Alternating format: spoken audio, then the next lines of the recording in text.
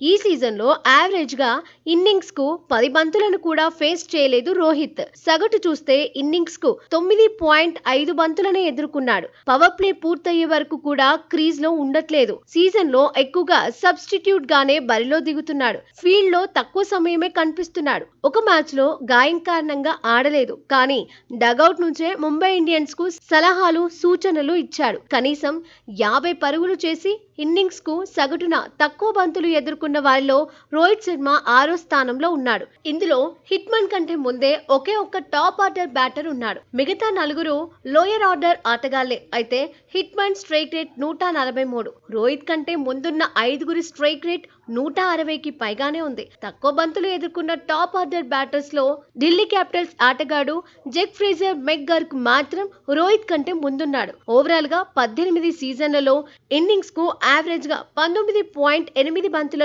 Hit man ఎదుర్కొన్నాడు. 2018లో innings కు 15.4 బంతులు ఫేస్ చేశాడు.